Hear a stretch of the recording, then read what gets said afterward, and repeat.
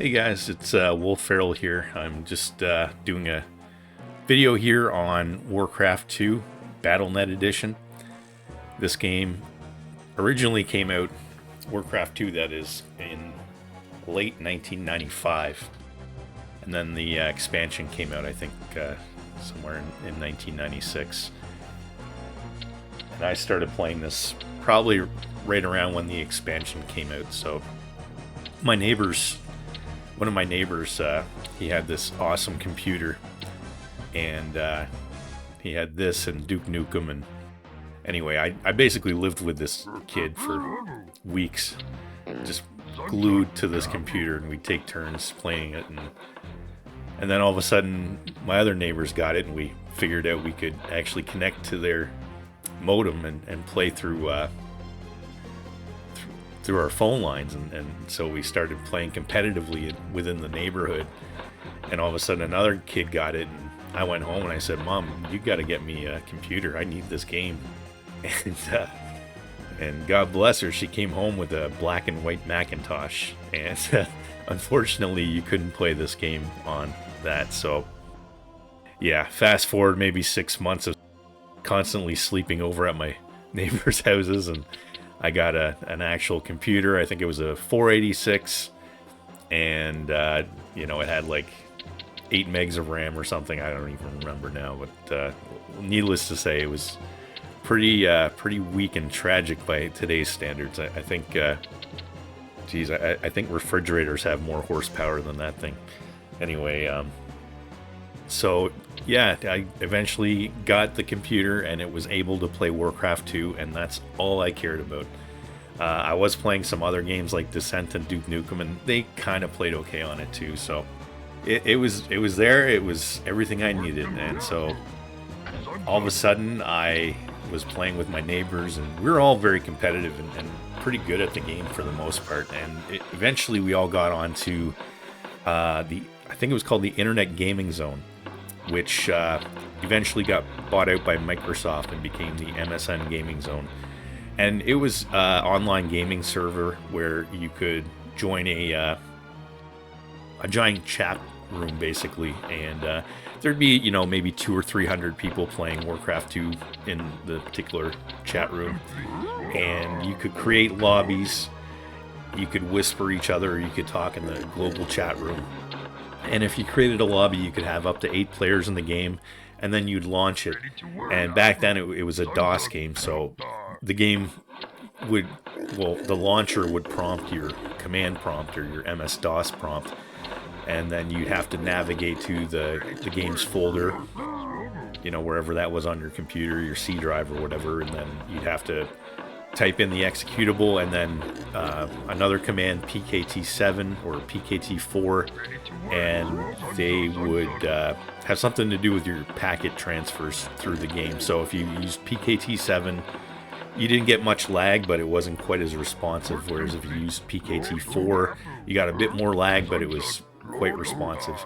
So anyway, so we would play this game all hours of the night. I'd play with Australians at 7 o'clock in the morning. I was just completely obsessed with the game and the competitive nature of it, and I just wanted to be the best player out there. That was my objective. And so eventually we got into some ladder systems, and so back then ladders were kind of they didn't really connect well. I mean, in this day and age, ladders have ELOs, and everything's just kind of automated for you, so you don't have to do anything. Back then you had to basically go to a web page for an independent ladder system. You'd have your account on there and you'd be on the ladder, and whenever you beat somebody, it was up to your opponent to go into this web page, report that they had lost to you, and then your rank would move accordingly. So there was no kind of like ELO system. It was basically just like I don't know what the term is for it, but you just hop positions. So if you were, let's say, rank 100 and you beat the guy who was ranked number 1, you'd jump half the difference between the two ranks, so you'd go up to rank 50. Or if you're ranked 10 and you lost to somebody who's ranked 30, then you go up to rank 20. So in order to be the top player, you had to get into number 2 rank, and then not only that, but you have to beat number 1. So sometimes it was hard to get the game because, you know, the person who was ranked number 1, that was prestigious, right? So you didn't want to give it up. So they had a formal challenge you could make on the website, and if it wasn't responded to within, you know, X amount of days, then you would basically just win by default. They'd move you up the rank, and it was all based on an honor system, really. And it's kind of amazing if you think about that in this day and age. You know, imagine if you're playing, you know, like League of Legends or something, and after the game, all of you have to go onto a web page and say, yeah, we lost to these guys. You know, it would never happen, right? And, you know, things were just different back then. I mean, people just kind of went with the way things were, and, you know, the community was quite small in the game. I mean, I mentioned the MSN Gaming Zone, and there'd be, you know, maybe a few hundred people on there at the time. But there were also other gaming services, and, you know, a few that come to mind are Heat.net, and that was similar to the Internet Gaming Zone or the MSN Gaming Zone, where, you know, you're in a lobby and you launched and you typed in your command and away you went. And they had kind of a really sleek, interesting interface. It was more like a full screen software that you'd go into, you know, to interact with the server and you know, hosting games and whatnot. And the Internet Gaming Zone or MSN Gaming Zone was more just like another web browser that would open up that you'd play in, I think. If I remember correctly, it's been so long here. Again, this is 30 years ago, so anyway, yeah, but I do remember quite a bit because I was so obsessed with the game and I played it so much. And yeah, so Heat had kind of a similar population to the MSN Gaming Zone. There wasn't quite as much competition. It was owned by Sega, you know, like Sega Genesis, but it was their kind of like PC division. Anyway, so I'd play on there because they were both free, but there was another one called Kali.net where you actually had to pay a $20 registration fee. Back then, of course, I was just a, you know, young teenager. I didn't have a credit card, and so I wasn't able to get it until, I don't know, maybe 6 months or a year into my career as a amateur Warcraft 2 competitive player here. So yeah, so I got onto Kali, and that was the cream of the crop. That's where all the best players were, and there was usually more like 500-600 people online at that time. And again, they had a ladder system as well. I think the first ladder system I ever used was called the Dummy Head Ladder, and I remember another one maybe called like Alaratus Gaming Ladder. I don't know if anyone out there remembers this at all, but and then there was the Casus Ladder, and that was kind of this de facto ladder system for most of the you know, prime years of Warcraft 2 and the competitive scene. And I think Kali might have, yeah, I think they used Casus Ladder. And then, anyway, fast forward a couple of years, Starcraft comes out, and a lot of people migrate over to Starcraft. It was basically just a better game in a lot of ways. But myself, personally, I actually still prefer Warcraft 2, and my computer couldn't play Starcraft anyway, so I had to continue on with my Warcraft 2 career. So eventually they released a Windows version of the game, which is the one I'm playing now, which is the BattleNet edition. And when they did that, Blizzard basically hosted, like they were doing with Starcraft, they had their own BattleNet server. So you'd log into the game and everything was just kind of interconnected. You know, the server was right there for you when you logged into the game. You didn't have to go to some separate service or website.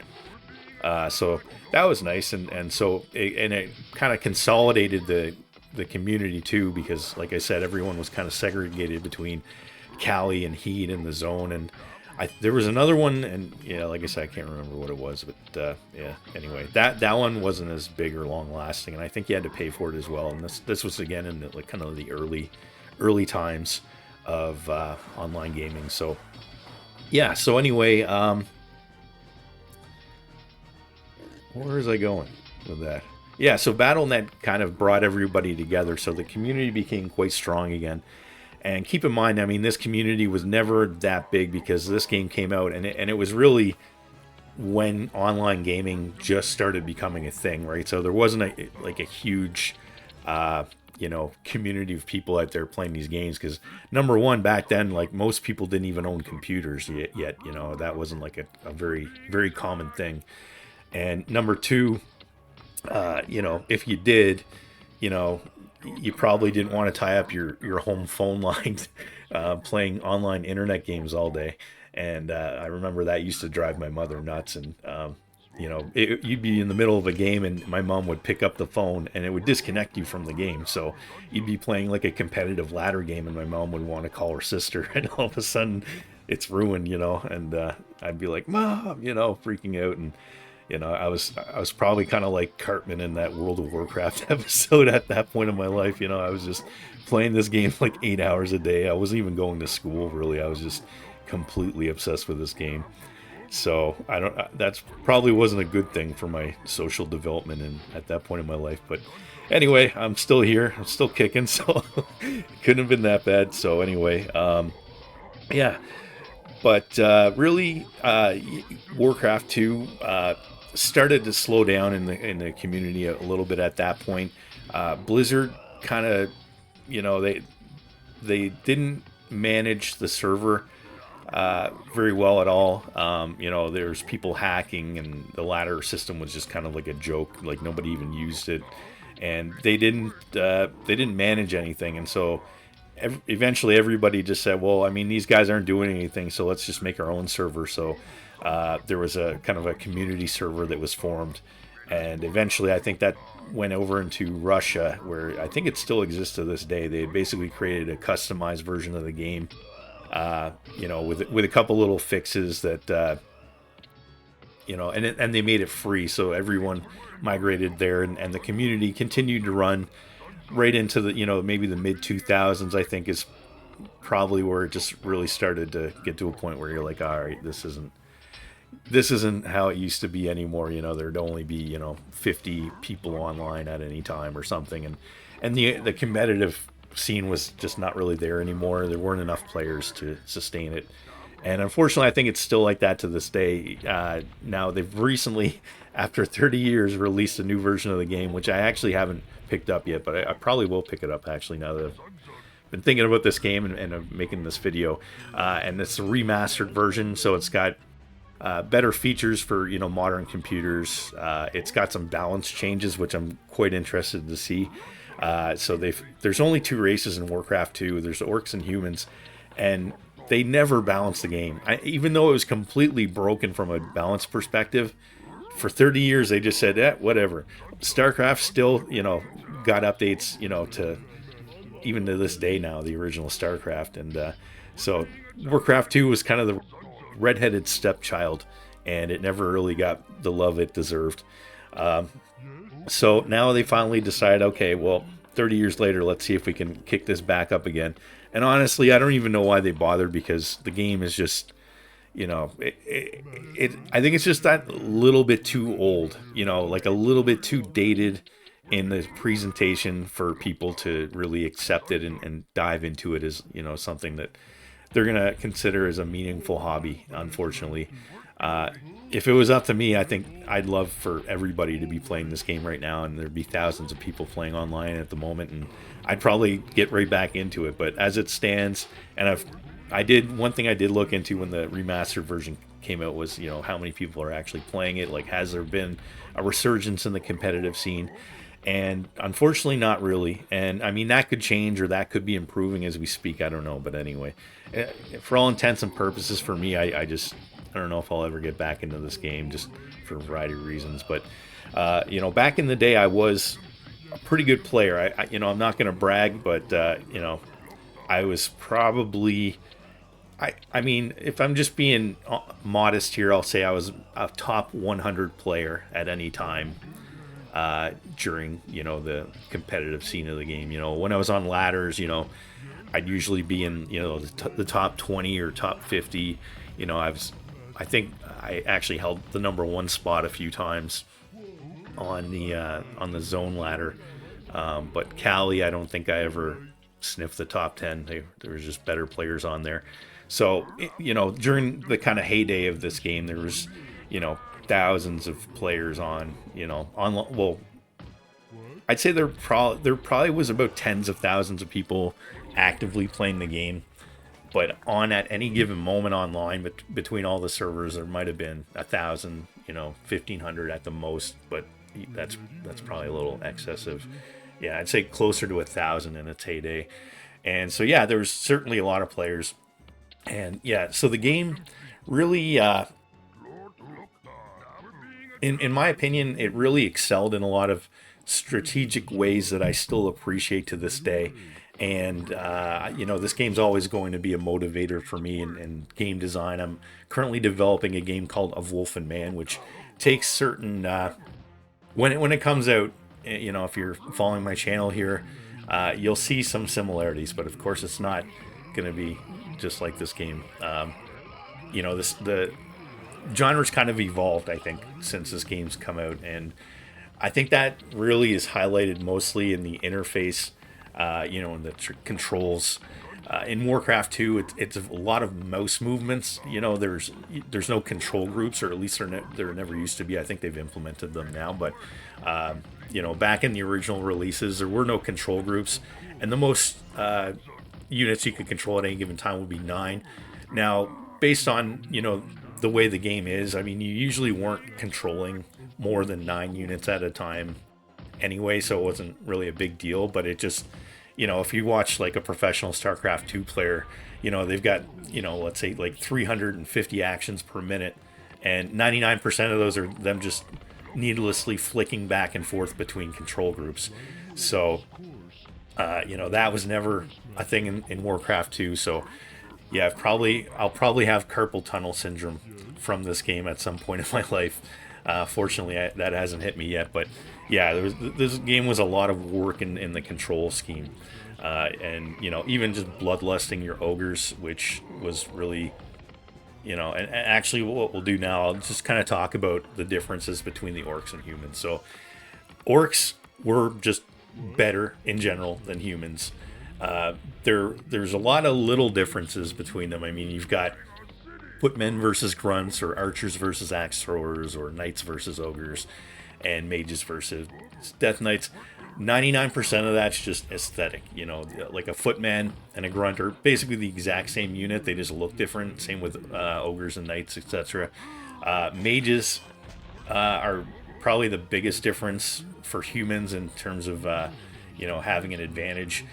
Human mages have spells that are just a bit more powerful than orc spells, but the orc spells are good anyway, and they're in 9 out of 10 cases going to be effective enough to get the job done. Like Death and Decay is the big spell versus Blizzard. They're both AoE spells that do damage in an area basically, and Blizzard hits a little harder, the spell lasts a little longer, so when you cast Blizzard, you're gonna do more damage, and Death and Decay doesn't do quite as much, even though it's virtually the same spell, just a little bit weaker. But if you're killing a line of workers going to a gold mine, it doesn't really make much of a difference. Like if you've got enough mana, you're gonna be able to kill pretty much all of them if they're not paying attention, whether you use one spell or the other. But the key difference is ogre mages versus paladins. So, in your third tech tree, you get an altar of storms, or I don't even remember the church or whatever you get in the human race for paladins, and you upgrade your knights and your ogres. Now ogres get bloodlust, which you'll notice the little red icons on my units here as they're running around. It's a spell that you basically cast on each individual unit from one to the other, and it doubles your melee power basically. So it makes them basically twice as strong as paladin. In response, paladins had heal, which you could heal through the damage you were receiving from bloodlust. So apparently they've fixed that now, which I'm quite interested to check out there. And actually, if anybody's playing the new version and you're watching this, feel free to comment.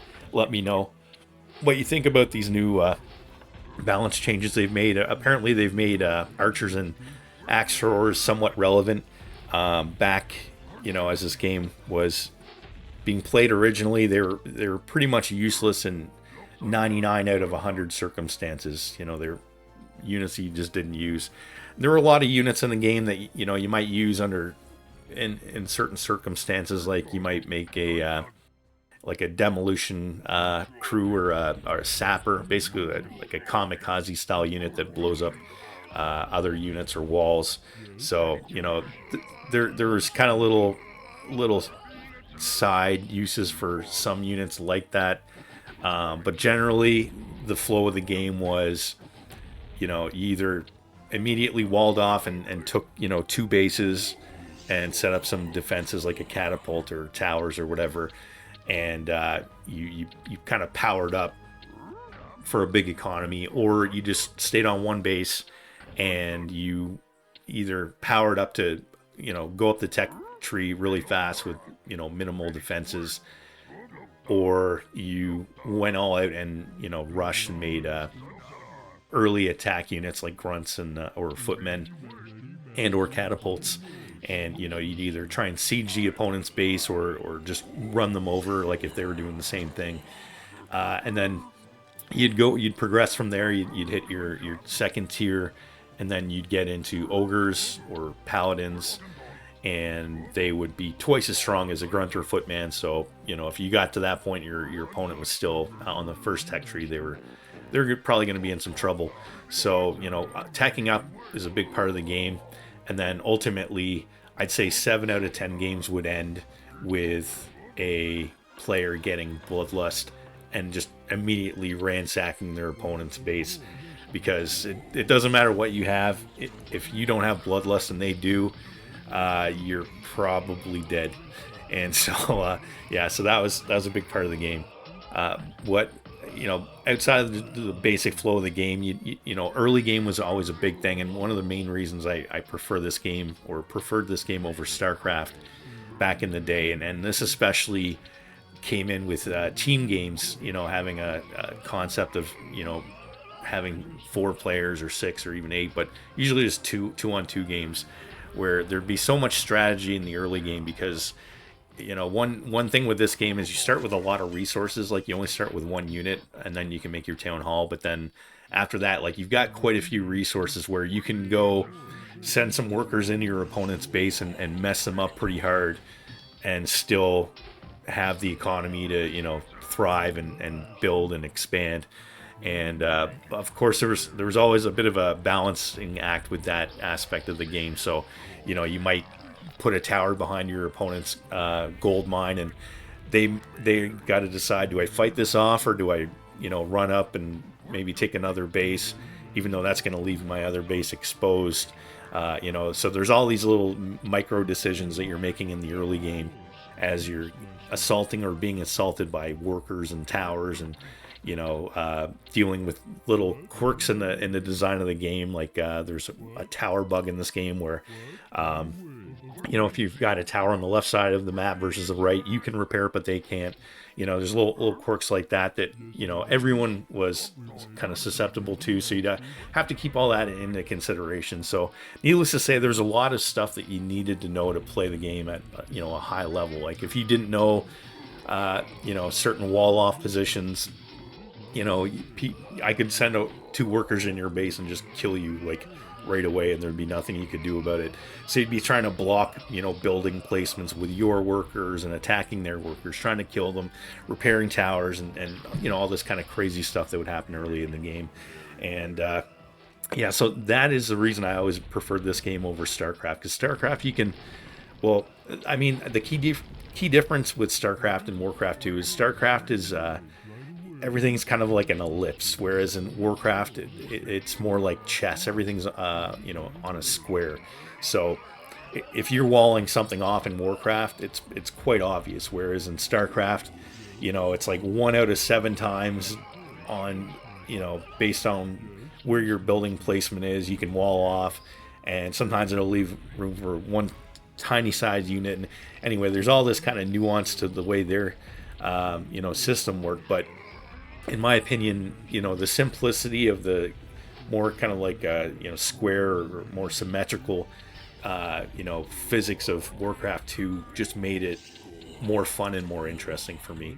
And even with like early game attacking, like of course StarCraft has that with like Protoss cannon rushes or whatever, but it's not even close to Warcraft 2, like not even close. And that's again why this game has been the best game I've ever played.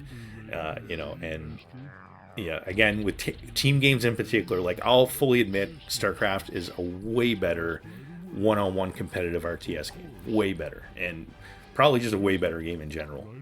But when it comes to team games, like they're not even close. Like team games in StarCraft 2 are, I mean, they've just never been fun to me because it just always seems so black or white. It's like you'd attack my ally and you double them, and like just the strategies didn't really synchronize very well with because the game was just too complicated, I'll say, because you had three different races and all this rock paper scissors mechanics, whereas Warcraft, everyone was more or less on the same playing field, unless you were playing humans. But nobody played humans seriously wanting to win outside of a few people. Yeah, anyway. So yeah, Warcraft 2, it really is the best game I've ever played, and I'm excited that they've got a remastered version. And like I said, I'm probably gonna go check that out. But anyway, I think the biggest thing I miss about this game is just the community. Everyone was kind of close knit, and everyone got along with each other for the most part.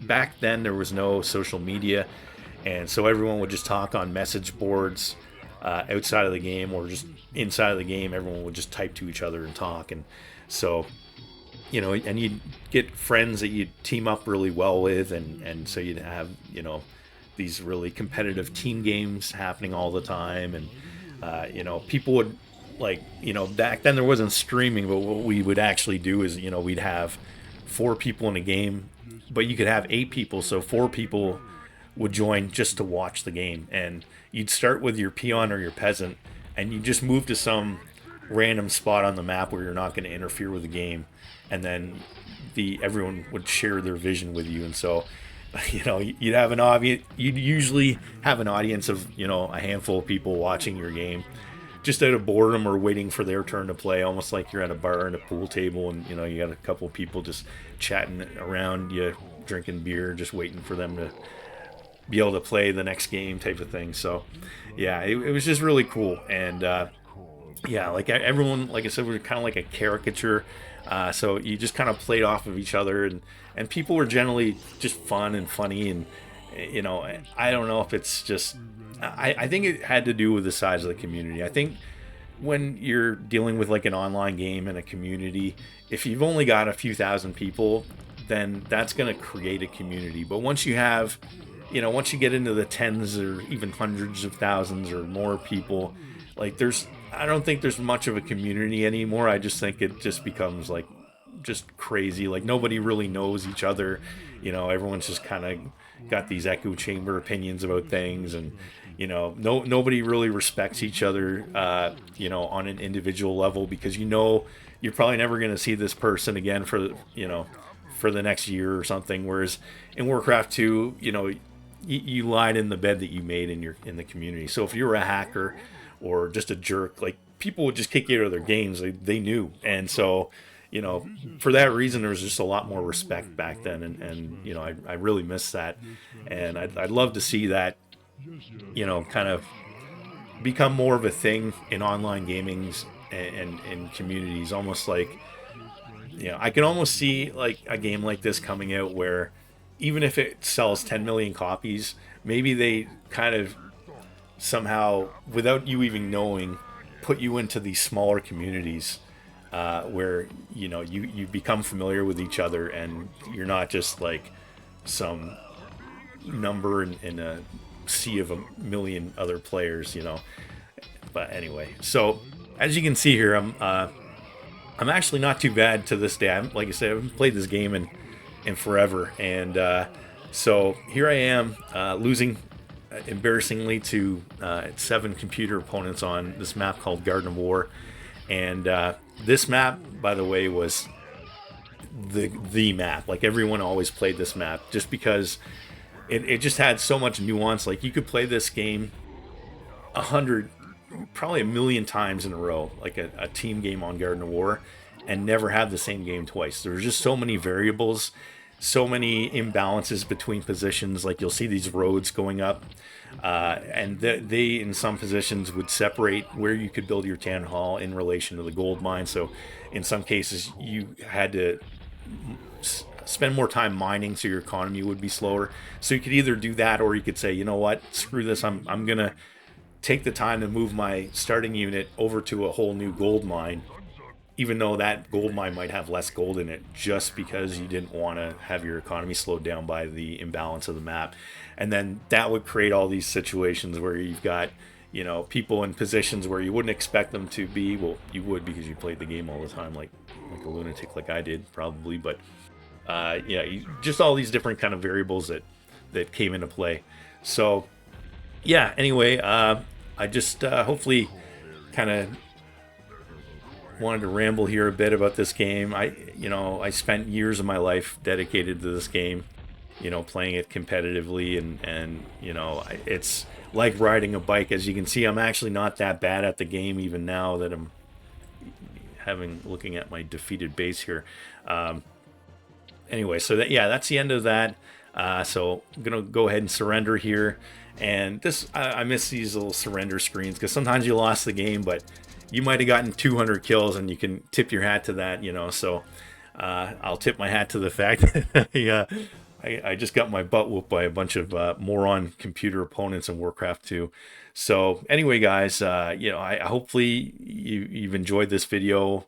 Maybe I've given you a little bit of insight into how things used to be back in the day with the early days of online gaming. And yeah, anyway, that's that. I might, when I get the new version, I might make a new video just to kind of talk about the changes, and maybe I'll get roped right back into the game, who knows. But yeah, so if you got any questions, comments, feel free. Let me know what you think about the new remaster version of the game, or if you want to share some history. Maybe you're an old timer like me, and you want to talk about the early days of gaming on Warcraft 2. Just join in the conversation, guys, and you guys have a fantastic day.